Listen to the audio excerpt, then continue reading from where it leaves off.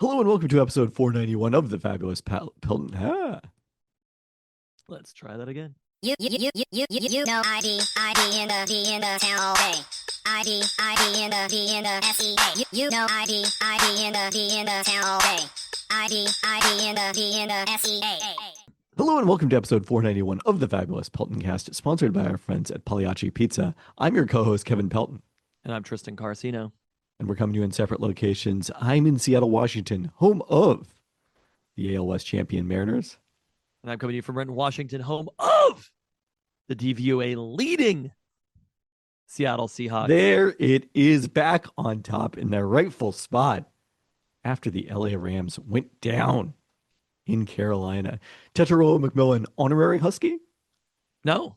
Oh, okay. In what way would he be friends with mini Huskies? Jed Fish Literally is here. Chose not to come here. An understandable decision. He knew the Huskies already had a first-round pick at receiver in Denzel Boston. Your honorary Husky thing was like, sure. Also, his last name is McMillan, so he could be Jalen McMillan's brother. Great point. He's not. Actually. But Now, he could yes. be. Yeah. All right. Well, you want to start out by talking about the weekend in football that was? We're doing that before toast. Let's do that before the toast. Oh my God. Okay. Because I don't know. Here's how I feel. I gotta look up the stats on this. If I had spent the last year telling everybody how trash a quarterback was and how much better UW's quarterback was than that quarterback, and then he came into Husky Stadium and with me in the East End Zone, threw for 286 yards, had an 87 QBR. Demond Williams Jr. unfortunately was 15 of 30 for 129 yards and a 60 QBR. I might refrain from having takes for a period of time. Do you think that my perspective has changed? Because you will be shocked to believe my perspective is completely unchanged on the situation. Prior's confirmed. I mean, look, Dante Moore is not a perfect quarterback. I don't know that I would take him high in the NFL draft, but he throws a pretty nice deep ball, I gotta say. I'm gonna give that a big fat old maybe. Like the two times, I mean, of those yards you're talking about, 65 of them came on one play. So let's just be real here, and that was yards after the catch on that play. It was yards after the catch. He had converted the first down. I don't know what the yardage was at the time it was got. It was like probably 20 or so. This was against a very young UW secondary also. Like this is not this is the argument we're making? Oh, it's absolutely the argument we're making. And UW was going out of their way to stop the run in this game. They made an intentional choice to stop the run in this game. Jacob Manu wasn't there. I don't think that's the fair issue, because the success that Oregon was having in the pass game wasn't like we're talking one quick pass against Dylan Robinson, one like legit ball that they beat Dylan Robinson on, and a broken tackles. That's it. That's your fucking game from Dante Moore. How many third and longs did they convert in this game? Time and again, they were in third and long because the Huskies' run defense was as good as you said it was. I guess they were only 6 of 16 overall on third downs, but they converted all of those third downs on the Husky or on the Oregon side of the field, and they didn't once they got to the Husky side of the field. I mean, they had 35-yard pass on 3rd and 7 on the first possession of the game as they eventually kick a field goal. Quick pass defense. That is the one. That's fine. You have a freshman quarterback. I have so little credit for Dante Moore in this game. 6-yard rush on 3rd and 5. Here's the thing. I'm willing to give credit when it's due, right? I credited Matt Stafford this season until last week with how well Matt, because it was a reality that was actually happening. You're out there wanting me to buy. Let me see where he's at in college football QBR. Hold on. I think he's probably ahead of Demond Williams Jr. after last week. I mean, I haven't checked it. He's the 20th best quarterback in college. This is not a top 5 pick. Get the fuck out of here. I'm not saying he's a top 5 pick. You were arguing consistently that he was going to be the undoing of Oregon, and one of the rosiest situations you could possibly. Perhaps in the playoff he will be. The season is not over.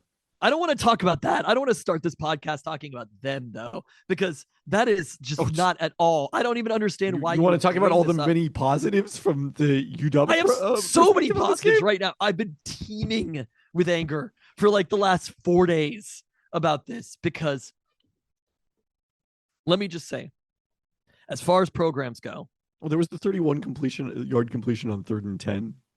UW is in a phenomenal position overall. And seeing the amount of people who have hate for Jedd Fisch after this game, 2 years after taking over this program that was in shambles, right?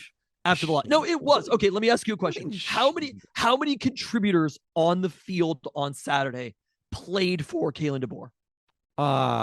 I mean, Denzel Boston caught 2 touchdowns. He's a pretty significant contributor. Denzel Boston. The Hatchets both came here under, I guess only one of them actually played on Saturday. But one really Jed deserves credit for bringing back also, though. Like, we'll give one Not Hatchet unfair. credit. I mean, keep thinking, okay, what I'm saying about in shambles, this was a program that he's not doing this. This is not how many of the players when Kalen DeBoer was coach of UW were recruited by Jimmy Lake or Chris Peterson that were part of the core of that team. Basically, everybody. But that's part of the job of coaching. Did you ever hear the expression? He can take his and beat yours, and he can take yours and beat his. That's the expression that people use to describe good coaching. That is not, it takes time to build talent at a program. And that is the thing that has made me the most upset about the response to this game and the negativity around Jed for a good UW season. Again, we are 2 years. We are 2 years. I think it is even better than solid season. We are 2 years out from UW having literally, like, Zach Durfee had committed here, never played it down under, like, these are the players: Jacob Lane, Devin Bryant. I mean, Mikel Esteen was basically like, I don't know what happened to him. He's injured. Benched. He's injured. Okay.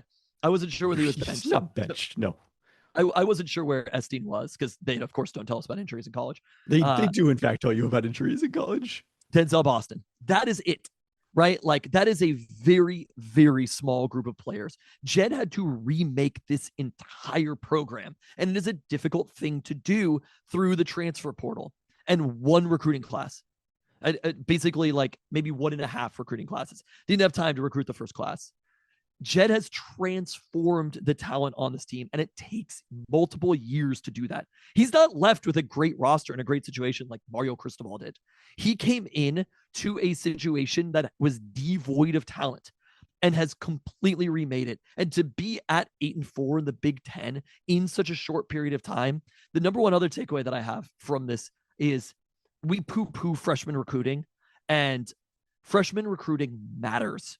The amount of players that were, I mean, some of them committed to Arizona initially, but came in as freshmen that weren't transfers, who were part of this team. Basically, the bulk of this team right now, and including many of the young players that were playing, it has been 2 years to try to build up that talent. Not a long period of time. At Arizona, it took Jed 3 years, right? His third season was their best season. It's the season he got this job off of. And I feel differently at Arizona, because Arizona, he legitimately took over a program in shambles. You know what made it easier for him to get people to come here? Arizona in a good UW was place. in the national championship game. Okay, well, why didn't Kalen DeBoer recruit players then? Why was that class not better? Like, that is an insane argument, because he didn't take that national championship game. People gave Kalen DeBoer credit for that. He wasn't like, this is a team that's coming off of that. They didn't have the talent. Will Rogers was going to be the fucking quarterback. Like, be real with yourself. Austin Mack was going to be the quarterback. I believe there was a bold prediction about it. I mean, maybe Austin Mack would have eventually, it would have been a similar situation to DeMond. But, like, right now, this is a brand new roster at UW. This is not an experienced roster outside of a handful of players. I don't think anyone's issue is with the roster. High. It's a question of whether Jedd Fisch is capable of maximizing the roster. Okay, well, he got them to 8 wins at a like very, very young roster in the Big Ten. The issue is they were non-competitive. He should have been in 9 wins. Why should they be competitive with Ohio State? Why should they be competitive with Oregon right now? When we're talking, Iowa was competitive with Oregon. Iowa is the same level of overall team. I first off, Kirk Ferentz has been the coach at Iowa for like 25. It is the point that I'm trying to make to you. The point that I'm trying to make to you is that what Jed is doing, the expectations teams that are less talented, that is not true. Not work against teams that are as talented or more talented. The Huskies have not. It's not just that the Huskies have lost these games. How about this? Lost to the spread every single time. Jed is trying to make the team more talented. Also, because he is But also they're a great never going to recruiter. be as talented as Oregon or Ohio State, which is why to win at UW at the highest level, you need to do what Chris Peterson did. You need to do what Kalen DeBoer did, and Match the same recruiting class that Chris Peterson had his last year, which is what And- Jed has done. but the reason Chris Peterson succeeded was not the quality of the talent; it was the quality of the evaluation to a degree. It's hard Hold to separate that from the development and how that talent was then used. But UW was consistently under Chris Peterson and certainly under Kalen DeBoer outperforming its perceived level of talent. Take a step back and think for a second. Chris Peterson, year one, what was the record? That's not the point. It is the point. It is the point. Was the 2015 Huskies were that much worse talent-wise than the 2025 Huskies? First season at UW, 8-6. They were starting second a true season freshman quarterback in 2015. Second season at UW, 7-6. Same age, right? Jake Browning is a sophomore. 7-6 record. So would you have then said to yourself, Jake Browning's freshman year was 2015. He was a sophomore in 2016. Okay, so then he did even worse the previous year. Went to the college football playoff. This is an extraordinarily talented roster. Jake Browning's second season is what we're comparing to Devon Williams' second season. I don't even think that's necessarily fair, though. We're talking about time that Chris Peterson had at the program. And I don't understand what you think magically happens when you started a program. You build talent. Literally, the college football playoff, and especially the depth. Did not need to build talent because he inherited a program that was quite good. What he needed to do was get his guys. Jed Fish didn't do that. Jed Fish had to start over, and it's the thing he did at Arizona, and it took him 3 years. I'm sorry, but this is a team that should have been better than 7-6. If you really be honest with yourself. Probably yes, it should have been. A freshman. But guess Trey what? Adams, we had Jake other Browning, years with Chris Peterson. Levon Coleman, we Miles don't have to Gaskin, limit our Jadon understanding Mickens, of the Dante Chris Peterson Pettis, era to John 2 Ross, years. Drew Sample, Coleman Shelton. This is tons of NFL talent. Buda Baker, Kashawn Bieria, Ben Burke-Irvin, Will Disley, Greg Gaines, Sidney Jones, Caleb McGarry. Okay, great. Fire Chris Peterson. Vita Vea. You've made your point. Is why are you judging a coach? Because I'm judging the process. And Chris Peterson's process was phenomenal after 2 years. Yeah. We really said to ourselves, Chris Peterson, his teams were always the most buttoned up. This is an just like Jay Lanning's Oregon. No, you're judging fucking nonsense right now. You're not. You're judging buttoned up. What does that mean? It's old white. That they don't make mistakes that beat themselves regularly. What mistakes did they make in this game that beat them?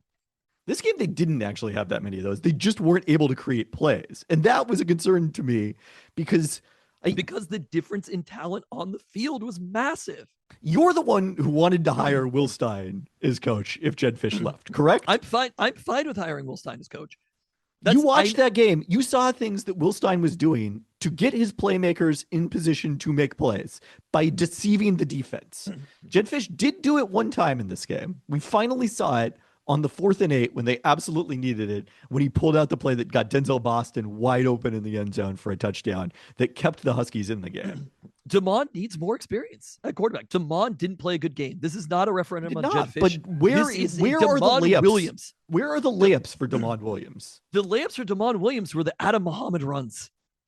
If I have any complaint in this game, it is basically that they stopped doing the thing that was working. Yeah, that's a complaint.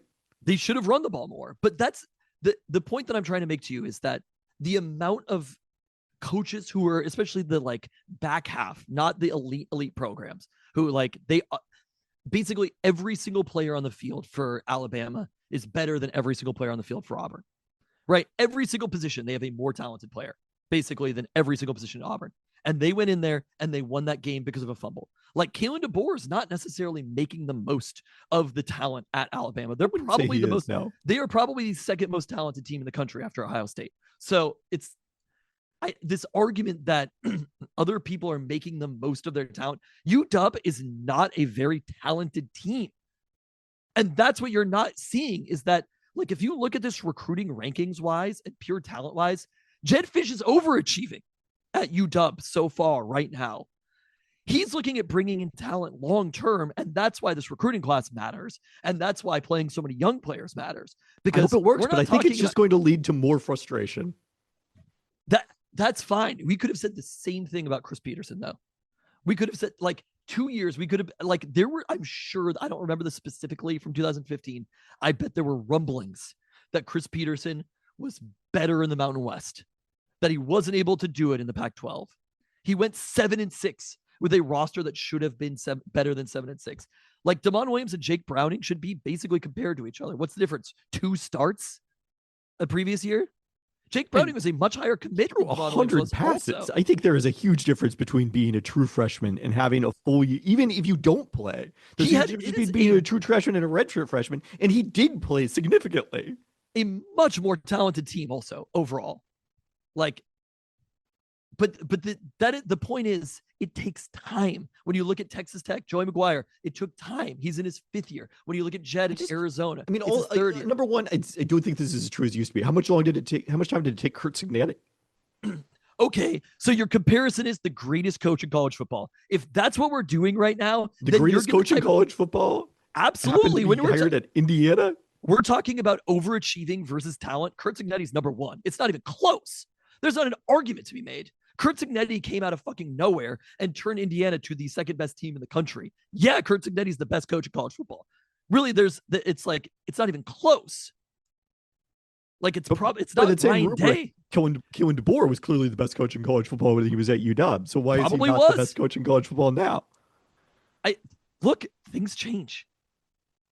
Kurt Cignetti should not be. That's how you get to firing James Franklin when you're saying, what about Kurt Cignetti? Kurt Cignetti can't break your mind about I don't want to fire Jed Fish. I just want to be realistic about the concerns about the program.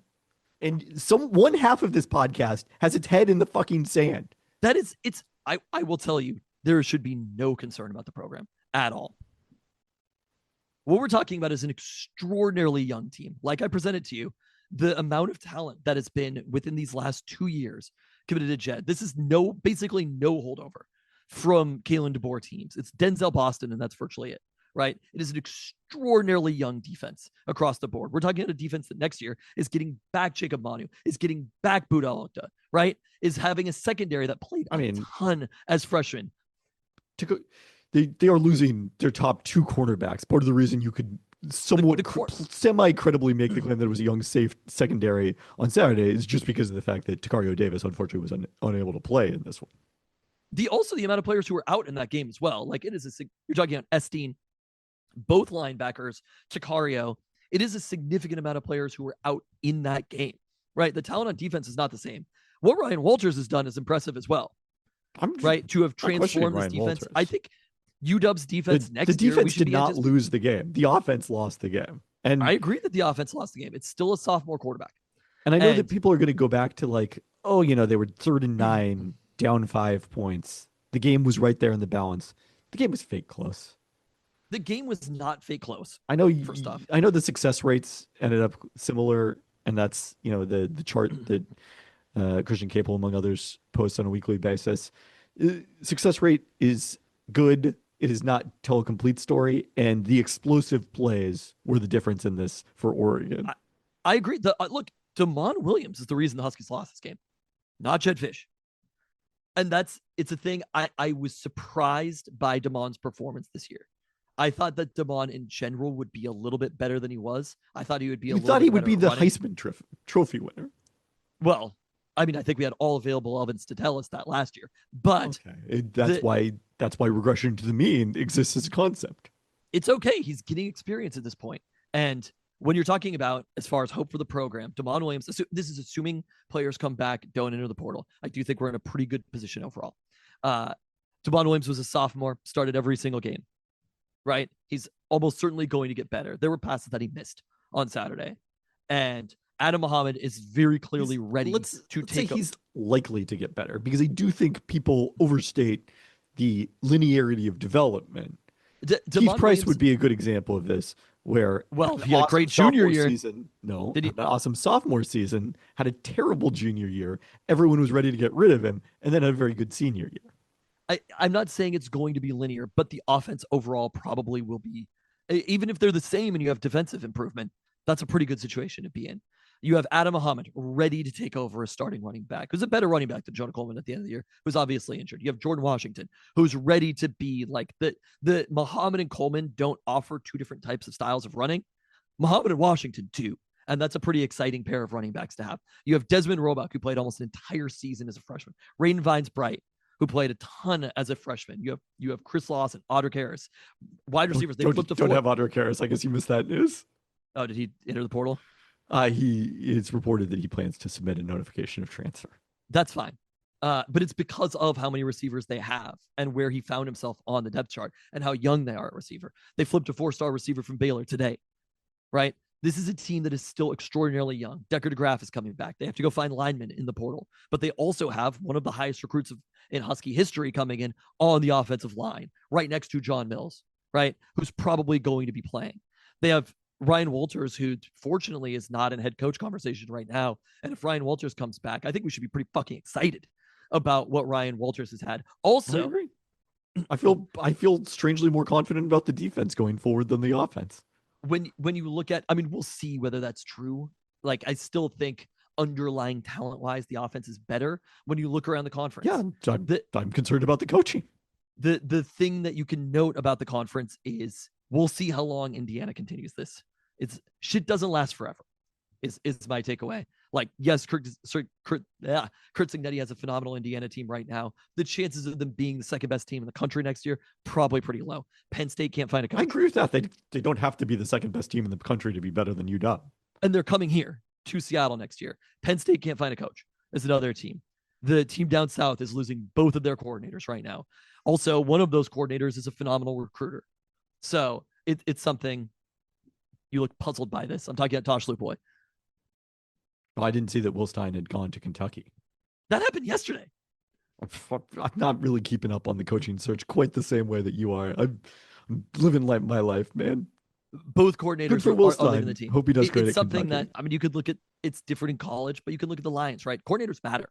And when you lose a lot of coordinators, that kind of consistency, it matters overall, especially when you're talking about a new offensive coordinator where you have a defensive coach. Tosh Lupoy is a phenomenal recruiter. The fringes of that roster, both defensively and offensively, the players, the depth that they're going after a place with freshmen, where do you think they're going to find themselves? Because they're going to find themselves in Kentucky and at Cal, right?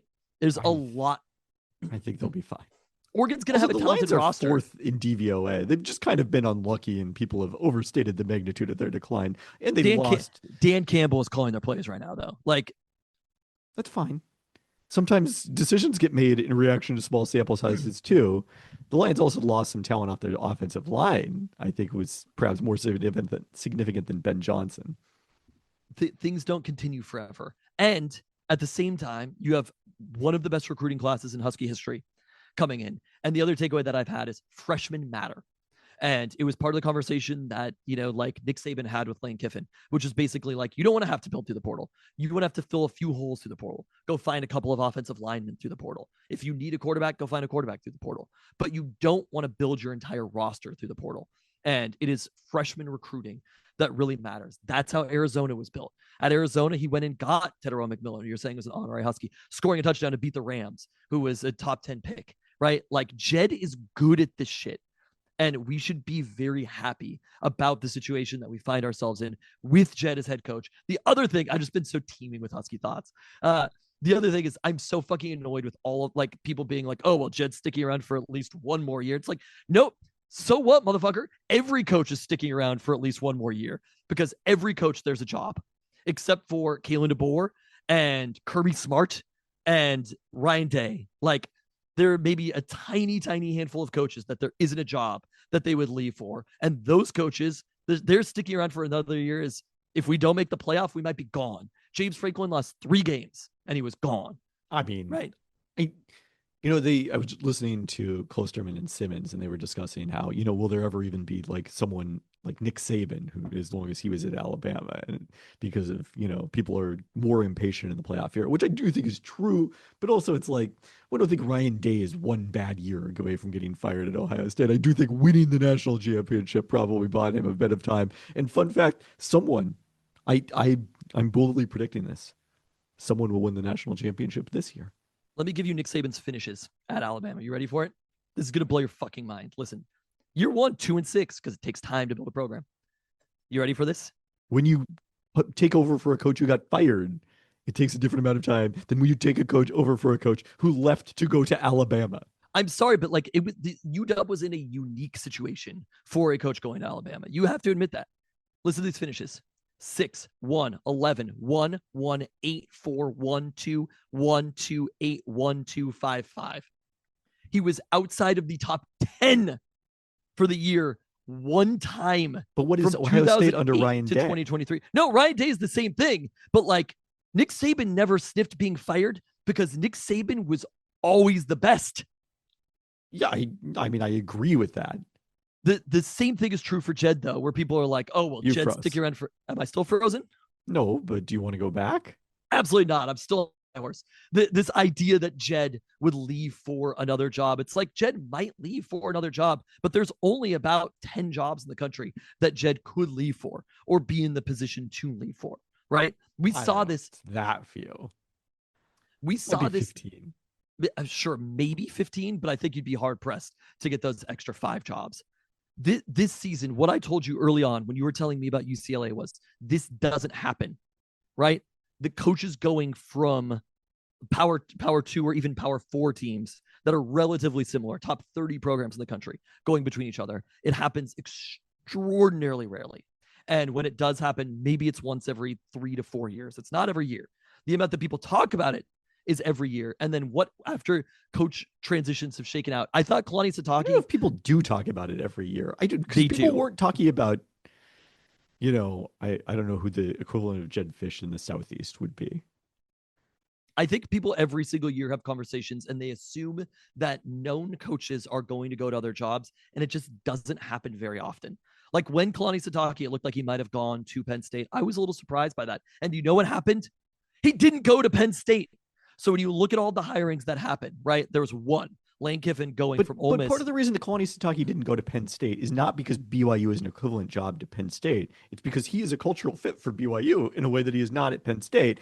Jed Fish is not a cultural fit for UW. That's why people are looking at why he has what does no that ties mean? to the Pacific Northwest. He's not from Coach for the here. Seahawks. It's evident he's miserable every time it's cold. He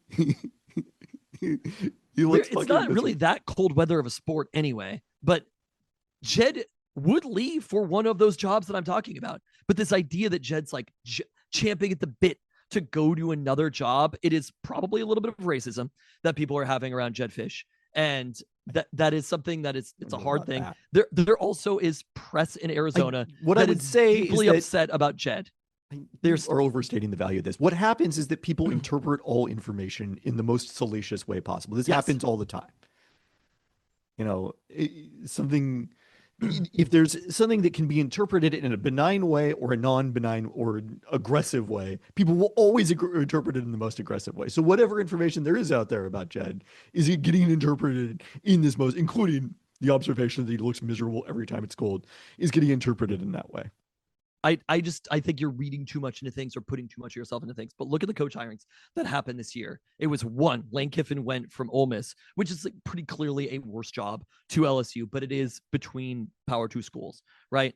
Then after that, you have Auburn G5, Florida G5, Arkansas G5, Ole Miss coordinator, Kentucky coordinator, Cal coordinator, Penn State will see, UCLA G5, there are a handful of others. Even Colorado State, right? Going between Jim Mora, going between UConn and Colorado State. Like the Michigan State is out of coaching and coming back. So there was one hire that would resemble anything similar to Jed. And so this idea that Jed is just like desperate to go to another job is kind of a nerd perspective. And yes, are there jobs that Jed would leave for? Of course there are, but there are jobs that every coach would leave for. If Georgia comes up, I can tell you there are going to be Dan Lanning rumors. It's something that is going to exist. I think Dan Lanning had a conversation with Alabama as well and decided he was happy at Oregon because most of the time coaches stay home when they are successful. Like you said, coaches are closer to being fired. Almost every single coach in the country is closer to being fired than they are to being promoted, unless you're the coach of Tulane or Memphis or North Texas or a program like that, right? Those coaches are closer to being promoted because it's easy to get to the playoff as one of those teams. It's easier than it is being in a Power 4 program. And those jobs are clearly better. Also, the amount of money I've been surprised by. The amount of money that's going around has been lower than I would have expected it to be. A lot of these contracts that are being handed out this season are lower than Jed's contract. So he is not an underpaid great coach. development for college football if it continues, because it means more of the money is going to the players. And I mean, Lane Kiffin he's the second highest paid coach in the country, I believe, after Kirby Smart. But he basically was like, I want the players to get paid. And that's what a lot of people have talked about. That's what a lot of the negotiation is. It's money going to the coaches, but it's also about money going to the players. So anyway, that is me on my high horse about everything around the UW program. I could not be more optimistic right now. The only thing I'm upset about is how fucking long we have to wait for more college football. I'm dying waiting. Just like Charlie Brown, you never see it coming. You know who else never saw it coming? People were talking up Max Brosmer. Apparently that's how it's pronounced. I don't know why. As the starting quarterback for the Minnesota Vikings, because come on, it couldn't possibly be worse than JJ McCarthy, could it? About that. Maybe when you take an undrafted rookie who plays 1 year of FBS football and throw him out there against the number one DVOA defense in the NFL, excluding nobody, Mike McDonald, Seattle Seahawks, maybe it might not end well. It started out kind of the way that you predicted it was going to, where it was not hilariously bad, but the Vikings simply could not move the ball. And then it deteriorated pretty quickly. What was it like being there? It was kind of like the most emotionless Husky game or Seahawks game I think I've ever been at. And it might have been because I was comparing it to the day before, which was so tense. And just the energy in the building, like a lot of times I remember a year ago with Vikings fans, right? It's not contentious with Vikings fans because I think they're not like Packers fans or Niners fans necessarily, but there are a lot of them in Seattle, right? I think there was a little bit of like resignation about the situation that was happening, and they were like, well, we bought these tickets, so we're going to the game. It's kind of the situation. Well, I'm trying to think if I've had a situation like, well, I guess Colorado in 2019, UW Colorado the weekend before Saturday before Thanksgiving in 2019, coming off of 3 consecutive New Year's Six bowl appearances, Jacob Eason's lone season as starter at UW. There was a certain expectation, and that expectation was not met. Not that season, and not in that game. Yeah, Chris Peterson sucks. Bad coaching. He just got a little too enamored with guys named Jacob or Jake at quarterback, and like it worked for a period of time, and obviously would have worked for Jake Haener had it not been in relief at Cal. We went one too far with Jacob Eason. I know. I see why. I mean, Jacob Eason was a talented quarterback. It just had a lot of arm talent. But this game in general was kind of like, it was very muted is what I would say. It was almost like we were cheering, but it was a little bit performative. Yeah. And like, well, you don't want to be unsporting. You don't want to cheer too hard against Max Brosmer. At the end of the first quarter, I was saying to Chris, maybe this is in the second quarter, I was like, something needs to happen to wake this crowd up, right? I think the Seahawks were up 3-0. Yes, because the offense was not doing anything at this point in its own right. We'll talk about that. I really was like, something needs to happen. And you could feel that it was going to just wake the crowd up a little bit. And enter Max Brosmer just out there trying to make a play. First off, enter Dexter Lawrence. Then enter Ernest Jones, the fourth. Because they combined to help make that play. When the Vikings saw a chance to score right there in front of them. It was still 3-0 at that point. They had a chance. Still DeMarcus Lawrence also, but what did I call him? Dexter, the other one. Oh no, that's bad. I'm old. Teamed up to create one of the most hilarious plays in NFL history. I mean, look, if Brosmer just goes down, I think we got to you can give everybody credit here, but I do think you have to give Max Brosmer some credit. Lawrence and Ernest Jones made strong defensive plays, but Brosmer turned it into performance art. Yes. And it really was what woke the crowd up a little bit, which is basically just like they needed that moment to get into it. And it was a little bit tense isn't even the right word, because I was like, damn, are we actually going to be down in this game? Edgy? It was one of those moments where it's like, I just don't see how that can happen. And then it didn't happen. And I think it was kind of something that kept happening throughout the game. which was like anytime the Vikings were about to score, I was like, I just don't really buy that they're about to score here. And then they didn't. Uh, Your optimism is rewarded by Seahawks football this year. The other thing that was fun was basically like, I was also saying to Chris, I was like, every defensive play is fun because I have no idea what's going to happen. Literally everything is on the table right now. And so much did happen. Max Brosmer is like a box of chocolates. You never know what you're going to get.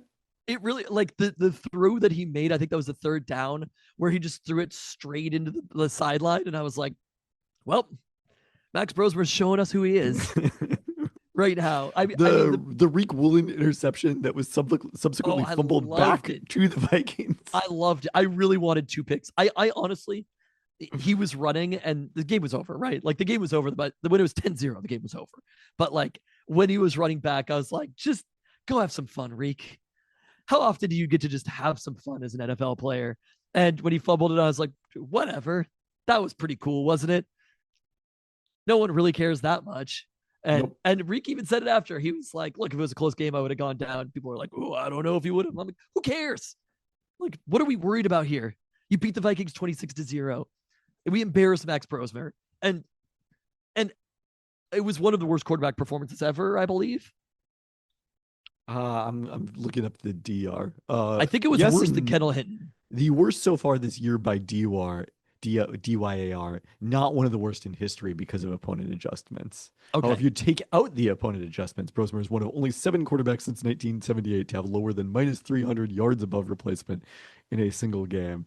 I mean, the reason it's ahead of the Kendall Hinton game is because they just didn't let him pass that many times. Fun fact: there's a John Kitna on here against Tampa Bay, the Sean King era Buccaneers who came into the Kingdom and smoked a if not undefeated, like very hot Seahawks team at that in week 12. Yeah, they weren't undefeated that late in the season, but had probably lost once or twice. Also, somehow the 2000 Super Bowl, Kerry Collins against that Ravens defense that might have been the greatest of all time. So, as of yet, no. For now, there's also a Fitzmagic game in here. Oh no. Well, that's the thing about like this performance by Max Brosmer, which was there've been a lot of quarterbacks since 1978 and a lot of bad quarterbacks since 1978. So you do have to give the Seahawks quite a bit of credit for it as well. Like, and also just Brosmer, because of the fact that the Seahawks were not doing that much on offense, just kept throwing passes. I really just Kevin O'Connell, really a belief in him in a way that I was not anticipating. I felt like I kind of called this one pretty exactly with how it would go. But the one thing that I did not expect was just how many passes they would throw with him. I also wasn't expecting the 6 carries for 3 yards from Aaron Jones Sr. Right. So that and I think he did ended not up help being there. injured as well. I mean, like Jordan Mason wasn't that bad in the game. No. But the fact that they let him throw the ball 30 times, I was like, wow, look at that. With his 5.6 QBR, they really just kept letting him throw. But the question coming out of this game is, should we be concerned about the Seahawks offense? You go first. All right. Well, to give some context to that, is the fewest yards per play for the Seahawks since they faced Mike McDonald's defense in 2023 in Baltimore. They did score 3 points in that game. They weren't shut out. They weren't on the wrong end of a shutout. But this is a game where they scored 26. It does turn out there is precedent for this in Seahawks history. This kind of blowout win while averaging under 3.5 yards per play. The 42-0, I believe that was a Monday night game in Philadelphia with multiple interception return touchdowns. I want to say they averaged like 3.3 yards per play in that one. So it's not unprecedented. What year was that? Was that Jadeveon Clowney? No. This is much like during the Holmgren era. Okay. I'll go dig up that box score while you're talking. I think the concern is Greg Olsen has been out there putting what the Seahawks are doing out there on this. Not that coaches weren't going to notice it. Greg Olsen, Seahawks legend. How dare you? Not that other coaches weren't going to notice this, but you do see similar to I think what I would compare it to is the 2021 season when mid-year defenses sort of started to adapt the Brandon Staley philosophy of too high to take away big plays, and it really started creating problems for the Russell Wilson let Russ cook offense. This is obviously a very different style of offense, but if teams are starting to realize, hey, what the Seahawks actually want to do, even though they run the ball a lot on first and second down, they're only doing that to get you to play the run so that they can beat you deep with the pass. To the extent that defenses are starting to recognize that, I do think, like, look, clearly, if you look at the Seahawks offense on paper, even with Jackson Smith and Jigba, is the best receiver in the NFL. If you grant him that, and we talked last week about how the other receivers had low production days. Alas, that came for JSN on Sunday, not through no particular fault of his own.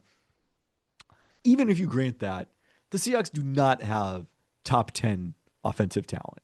Like, they have gotten here by scheme and creating favorable situations for the offense to succeed. And I do think as defenses adjust to that, they are probably going to come back to their level a little bit offensively. I'm willing to give that a maybe. And I think maybe we're overreacting to this one game. Where the Vikings ranked? It's not one game. It's the combination of the last 3 games. I mean, obviously they moved the ball at will against Tennessee a lot of the game, but the red zone. Where did they rank concerns, DVOA wise though? The Vikings defensively, not that good. That is just insane to me because I think that Vikings defense is. Really I do think there's good. also an element where, look, Brian Flores, he knows Sam Darnold's strengths and weaknesses intimately. He coached against this guy in practice every day for a year, and they dialed some stuff up. Although weirdly, I mean, well, what's tough to say from the outside is, like, to the extent that they had just completely blown protections where a rusher is coming free at Sam Darnold. Like, is that Sam Darnold making checks at the line? Is that on the offensive line? Is that on the coaching? Mike McDonald did not seem to put it generally on Sam Darnold when he talked about it, but that is one of those ones that, like, from the outside, it's tough to know who was really responsible for this. I mean, I think they have a little bit of an Anthony Bradford problem, but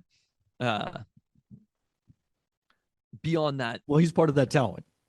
What I will say is, the Vikings game against the Packers, I went and looked at their yards per play. It was better. I think the Seahawks were 3.2. 3.5.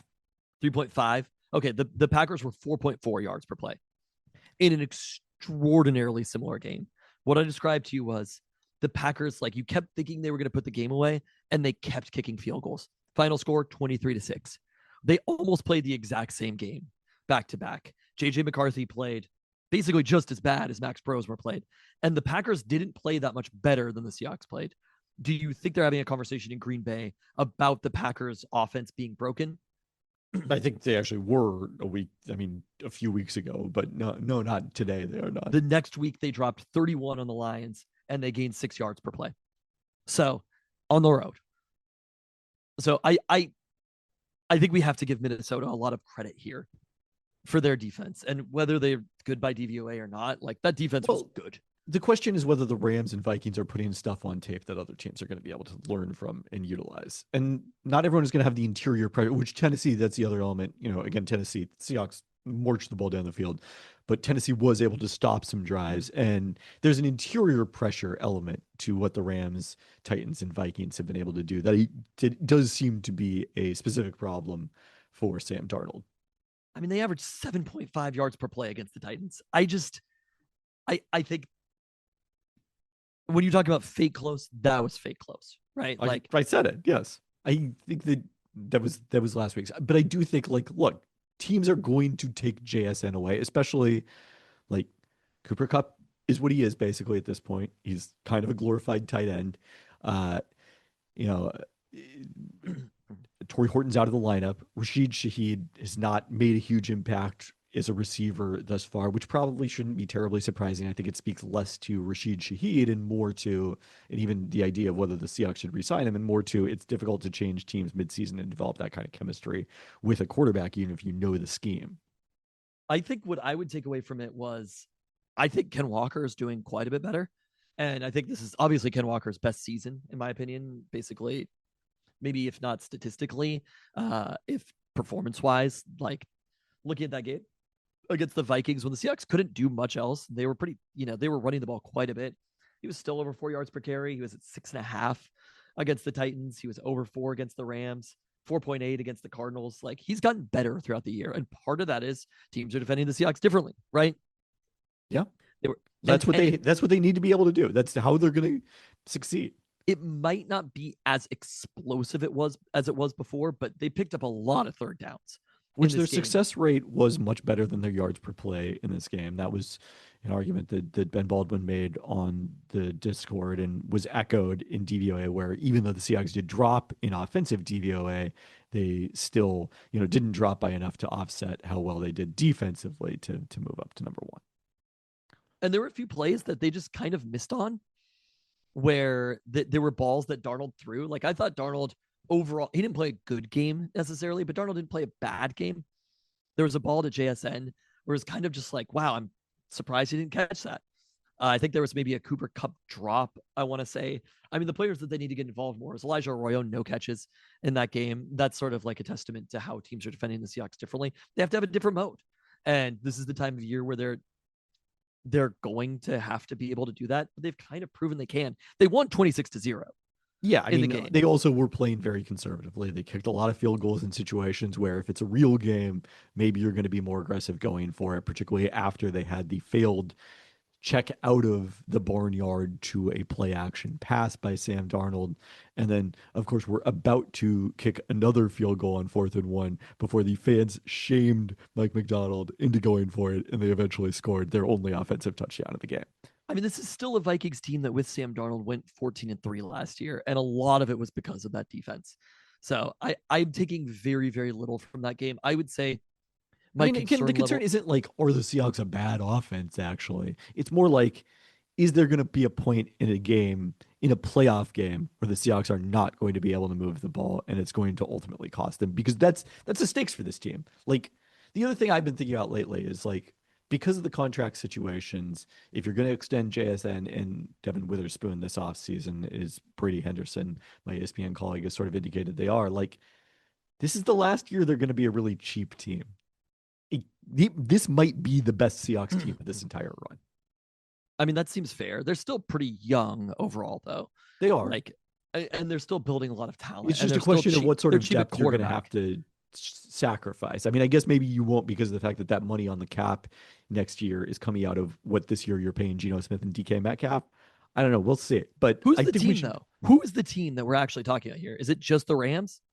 Because it's just the Rams. I mean, if they go on the road to one of these NFC North or East teams in an unfriendly weather situation, like, the Seahawks defense is certainly good enough to win that game, but I'd rather it doesn't have to be close, to quote a Seahawks mantra that I am really appreciating in the Mike McDonald era, that Pete Carroll never once said it doesn't have to be close. Yeah, Pete Carroll kind of liked when it was close. He said, toughen up. Yeah. I think they're adding a different element to the offense. I think we've barely seen any of it. They're keeping everything to themselves right now, because they have no need to. They played the Titans and they played Max Brosmer, and they again have been playing very conservatively. And that's it. Ask me this question after they play the Colts and after they play the Rams, because that's the time that it's going to actually matter, and we're actually going to find out. It'll be cold in those games, and the Rams are the only other real defense, I think. Like the Eagles, they don't terrify me right now. Their defense doesn't terrify me. Maybe the Packers with some of their pass rush, but like, it's not a good run defense. I don't think that I think the Packers defense is quite a bit overrated. And we're talking about point differential wise in the NFC, like, there's two teams that are over 100, and then everybody else is significantly lower. But one of the things I will say might not even be in the playoffs, the third best team. One of the things I will say about NFL history, and it's favored the Seahawks in the past, is a lot of the times when you get these division champions who, like, oh, they actually have a terrible, they had a terrible regular season record in point differential, and this other team is going in there on the road with a massive advantage in terms of those things, and it has had a weird way of not translating historically. Well, the answer to that question is not losing. Of course. So, but they're primed to not lose also. They now have the margin to lose once, which is nice. Particularly if it's a non-conference loss, if it's to the Colts. So, well, we'll talk about whether the Seahawks cannot lose this week later in the pod. I'm basically completely unconcerned. I think they are playing very, very conservative games. I think the Vikings defense is good, and that's basically it. I mean, Torrey Horton's a loss. Like, do you think that the Seahawks are a top 5 offense in the NFL? Are 'Cause we? they What were are at we that talking level about? most of the year by DVOA. Like if you're ranking offenses to take for a playoff game, for one playoff game, assuming, reasonable health. Probably not. Are they a top 10 offense in the NFL? Definitely a top 10 offense. I mean, if you're looking top 5 offenses, it's basically like I'm looking more at quarterbacks than I am. Of course. That's part of the discussion. So Sam Darnold's having a great season. So I once heard someone say he's the greatest quarterback on planet Earth. we'll see. I don't know if that's quite true anymore. I don't know if they'd seen Chad Bowers, though. These things evolve. Where is he at in PFF? I do think like I'm curious to see if Chris Haynes starts next week, even just based upon injury. Yeah, Darnold's down to 6 in QBR. Well, it sounds Or like in, PFF grade. the discussion right now is whether Jalen Sundell might come back as a right guard next to Oluwatimi when he comes off IR. That's I would be the speculation. I would be very fascinated to see that. Anthony Bradford is just seeing some of the plays that Anthony Bradford makes is just shocking. Mike McDonald has been defensive, so what's he gonna do? Positive, not defensive. He also is a player on his team. I mean, the idea he's not going to throw. I don't want him to do that. I'm just saying he's not like, hey, it's a competition at right guard right now. No, he did. He said it's a competition everywhere. The exact quote was, every single person is competing every single day for their job. That was the precise quote. I watched it. And that is, it's sort of like our college football conversation, right? Like every single person is competing every single day for their job. Yeah, it's bad enough. I hate that kind of coaching bullshit. It's not like But Sam Darnold is going to start at quarterback if he doesn't have a good week of practice. Well, it's how about this? It is more true for Anthony Bradford than it is for Sam Darnold. That's what makes it notable, yeah. Because it's not true for everyone. It's more true for some people, for others, than it's not true for everyone. Sam Bradford can't have three, or Sam Bradford. Sam Darnold can't have. That's the combination of the two. Sam Darnold can't have 3 bad weeks. Sam Bradford, yeah. We're all equal. Some people are more equal than others. Let's get to the toast. Congrats to UW men's soccer. We have always been a men's soccer school, which reached the Elite Eight with a 1-0 win Sunday at Stanford. The game's only goal came from Charlie Kosakoff, heading home a Zach Ramsey cross in the 88th minute. Huskies were outshot 23-9 in this one, including 14-2 in the first half, but soaked up that pressure. Only 5 of those attempts were on frame. 4 saved by Jaden Boughton, who kept his second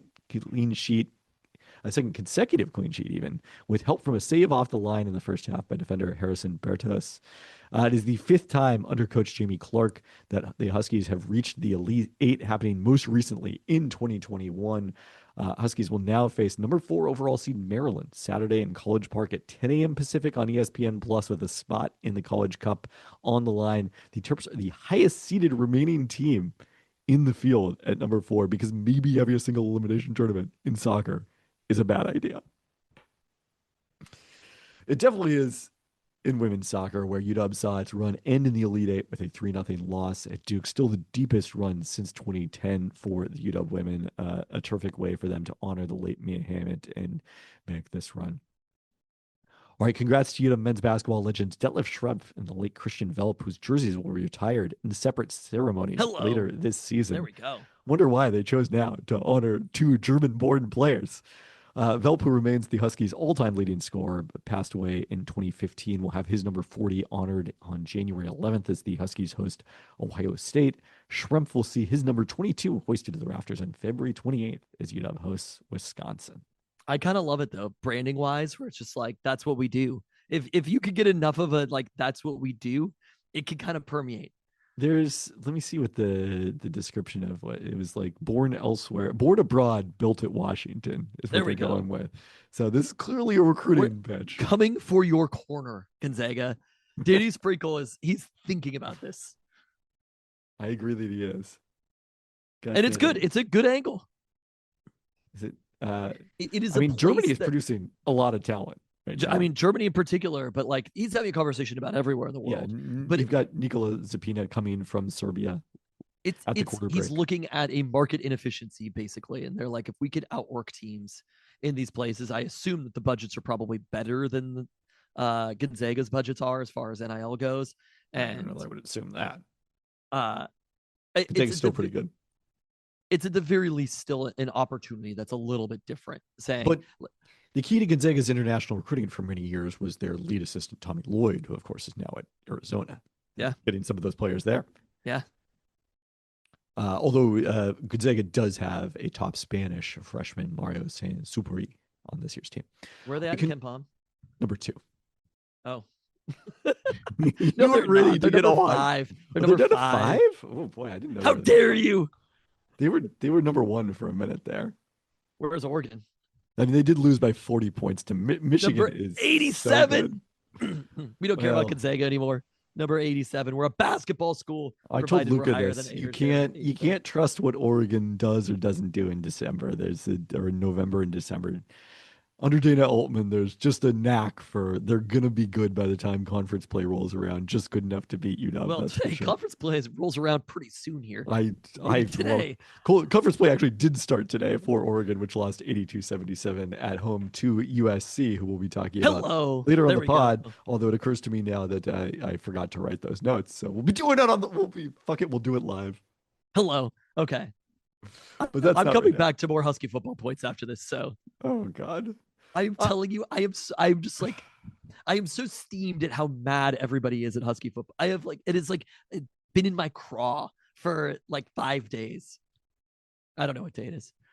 Since Saturday, I How just dare we think that the Huskies should have more than 130 yards passing in a game? you're a process guy though, so we're gonna talk about that in a second. Oh, I saw some concerns with the process. I processed it. I didn't like it always.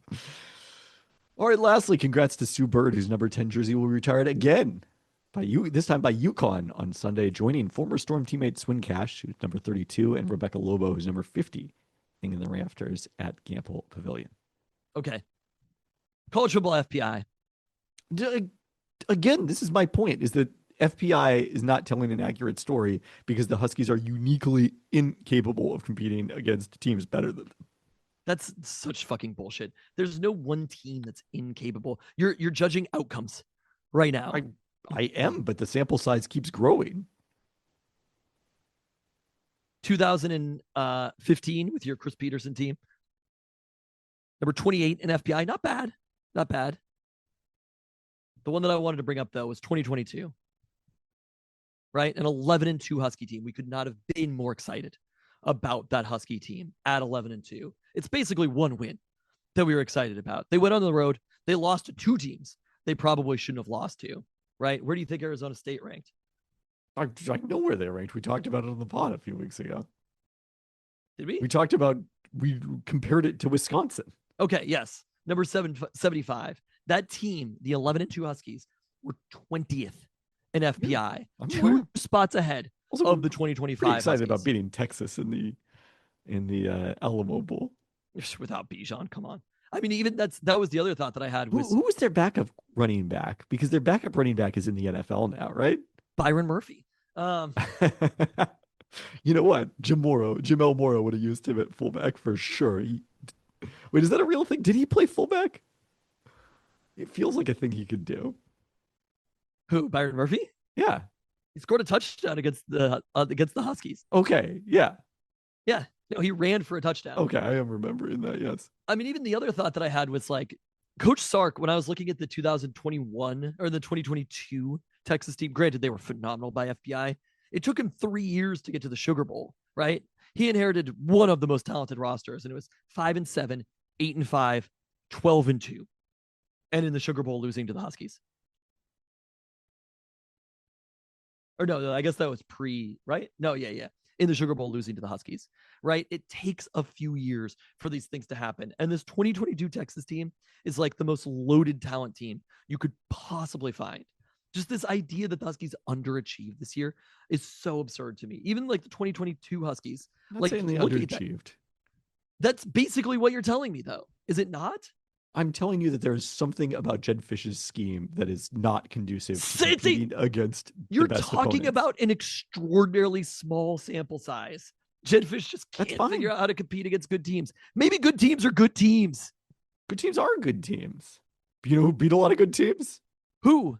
Kalen Kalen DeBoer. DeBoer, also a small sample size. Kalen DeBoer stopped beating those good teams when he got to Alabama. Actually, he didn't. Every- He kept beating those good teams. He He's can't lose to bad continued teams. losing to bad teams. He almost Fun lost to fact. freaking Auburn. We'll see. We'll see in the SEC championship game. But I don't know if you've heard when they beat Georgia earlier this year. Oh, I would take. I don't know what the odds are, but I'm taking Georgia by a mile. But like, I'm not taking Georgia. I'm just saying you can't say he stopped beating the good teams most people don't beat good teams when that is like the number one win in the college football all year, right? We're also talking about like two of the teams they lost to were number 1 and 4 in the country. This isn't like they lost to like the Vanderbilt or something, right? They didn't lose to Penn State. These are extraordinarily. But you're good teams. selling me that next year UW is going to be able to beat these teams. They're going to be more talented next year. I agree that they will probably be more talented next year, even though that's the think point. You're underselling the loss of Denzel Boston. I mean, yes, Denzel Boston is going to be a big loss, but Desmond Roebuck had a very good year, and there's more wide receiver talent coming. None of it is Denzel Boston. Just this idea that like you're basically telling me they underachieve, or there's a mythical I'm idea. not telling you they that Jed underachieved. can't play. I'm telling you that there James is Franklin a ceiling bullshit. to Jed Fish's programs. That's what I'm telling you. How could you possibly know that after 5 seasons as a head coach? Was there a ceiling to Coach Sark's programs? Is there a ceiling? Is there a ceiling to Lane Kiffin programs? If Jed Fish no, took tell over me. Texas, Answer that question. Is there a ceiling to? No, because you said Jed Fish. There is a ceiling to it. There's a You're making a for the stupid Huskies argument, and I'm calling you on your stupid argument well, right I think now. Most people are going to agree with me, so you can call me on my stupid argument all you want. What people are going to agree with is this idea of it's basically like magical, right? I think it's magical to get receivers open because even when the Huskies do well, it's guys winning one-on-one. It's always true until it isn't true, I guess is what I'll say, right? I mean, I think that's fair.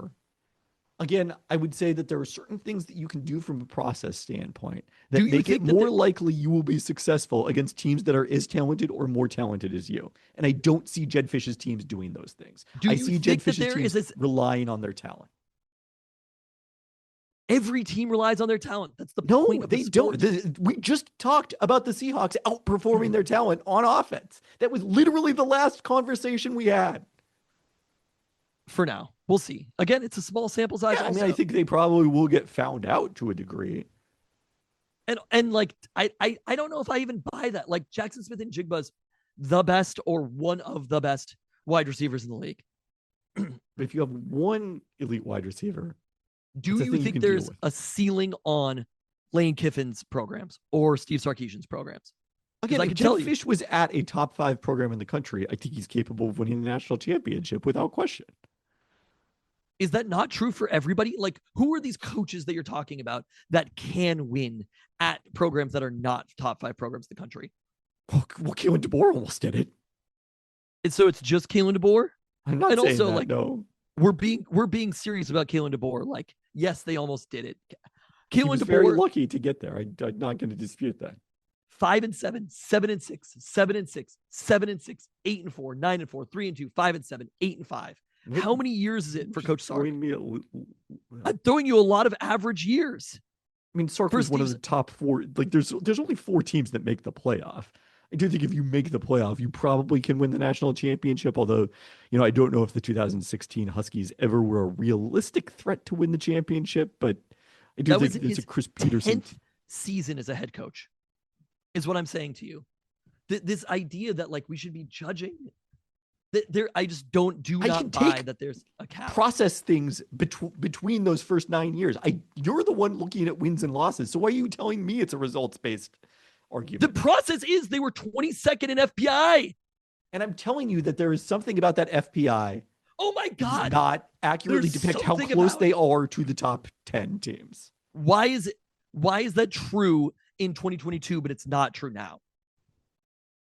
Because the Huskies showed the ability to beat those kind of teams. I'm sorry, but like the way that you beat, it's a matter of luck sometimes too. We're talking about very small sample sizes right now. And the 2022 team had Michael Penix in his, how old was Michael Penix when he was playing in those games? It's a difference.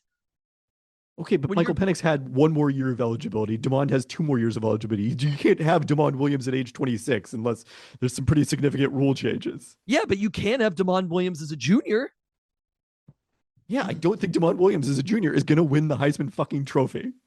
Well, Michael Penix didn't either, but like there is a reality of this idea that Just like so optimistic about everything, even though it's constantly wrong. And I don't get why you never change your How I'm tires not when you were wrong constantly all the wrong. time. You said it was 50-50 that the Huskies were going to beat Oregon on Saturday. I still think it was 50. It's not a I would 50-50 love game. to play it again. I want It to play was it a again right 30% now. game. Ugh. And they You needed did a 4th and 8 touchdown just to get to the point where they could be 1 touchdown away. Demond played a worse game than I was expecting him to play. Yeah, of But, course like- he did, because you always expect too much. He played a worse game You than advertised the 25th him best is quarterback. The- He was one of the best quarterbacks in the country. He was one of the best quarterbacks in the country. I didn't advertise him as that. He played like that. The fuck are you talking about? You're going to tell me about small sample sizes and then keep going on and on about his QBR in 2 starts? He still was like that early season as well. Demond might be banged up. We don't know. But like Isn't it weird how he happens to be banged up whenever he plays against an elite defense, but then when he plays against Purdue, he looks completely healthy? Weird. look, this team is on the right path, is what I am telling you. And you can't tell me otherwise. And this idea that Jed's I can tell you system- otherwise. I can tell you whatever I want. system, well, I'm not going to listen to it. Jed's system cannot win. Like, it's fucking bullshit. It's made up. It is something that like no coach can win until they win. The whole world is littered with coaches that couldn't win until they won. How many years do you think it took Kalani Sitake to be at the place that he's at BYU? Right? I don't know. Well, I What can I'm tell telling you is I didn't watch every Kalani Sitake game. And there are problems with every coach. There is no perfect coach. And I so agree with that. unless like, I mean, for Kalani Sitake to even have a ranked team, it was in his 6th year. Right now, they're 11-1. Do you think I'm pretty sure these coaches never got sideline penalties. I'm pretty sure they never did. The sideline penalties is what bothers you? You just don't like Jet. You're being overly harsh I on want Jet in a Jet way Fish to that do you well. wouldn't be. You wouldn't be with Chris Peterson, though. And you weren't. Why weren't you with Chris Peterson? Because I saw the way that things were done. Okay, so the way that things are done is a difference maker right now, because also Chris Peterson only won when he had the best talent. I'm telling you, those teams were really fucking talented. But Chris Chris Peterson- Peterson considered the most talented by recruiting experts. Let's be clear about that. I mean, they are still So if you're putting going to players in focus on the NFL. most talented class in Husky history, then you're going based on the evaluation of recruiting experts. And well, in general, recruiting class rankings is the single best predictor of how teams are going to do, other than like some general program ranking. Chris Peterson clearly showed an ability to get more out of his recruiting classes than the consensus evaluations of them year after year. I mean, I agree that Chris Peterson was a very good coach and he was able to coach players, but also like he probably took advantage of a weak number 5. That was probably the best. 2016 was probably the best UW team. Just like there's no value to being optimistic. Nothing good happens if you're What optimistic. is the value in being negative? That you're either right or pleasantly surprised. I've been over Great. it. Have fun being pleasantly surprised right now. I would I'm love to be excited pleasantly about this team. surprised. You're just going to never see it coming. You are judging things that are based upon like vibes right now more than you are information. And that's what I'm trying to tell you. I don't think that like having you're teams doing the same thing that press is doing. You're doing the same thing that fans typing on Reddit are doing, being mad at Jed, right? I'm not mad at Jed. Jed is doing nothing wrong. I'm mad at you. Do you understand that? You are the one I'm mad at. Like we're taking because our you're fights the at one games who is onto the podcast. ignoring Who's- all of this information. And You're the one who's Jed, okay, it was a fine season. Jed's doing You're the perfectly one solid. who's I'm not talking him up. ignoring the information that one of the best recruiting classes in Husky history is coming in right now. I just- Right? And that's I Jed's just recruiting spoke to class. you about that information. That was What just about what it? literally what I just addressed. That Chris Peterson's coach classes, it doesn't matter how they were evaluated. also you're what telling matters me is what they put in Jed the NFL. needs better talent to be able to win. Well, it's like, guess what? He's also getting better talent. That is a But reason he's not getting to better be talent optimistic. than Oregon. He's getting better talent than was here at UW perhaps before. But he's not getting Okay. better talent than Oregon. He's not getting better talent than Ohio State. He's not getting better than Michigan. You're never going to win the recruiting game against those schools. So that can't be UW's philosophy. What about 2020 Arizona, 2023 Arizona?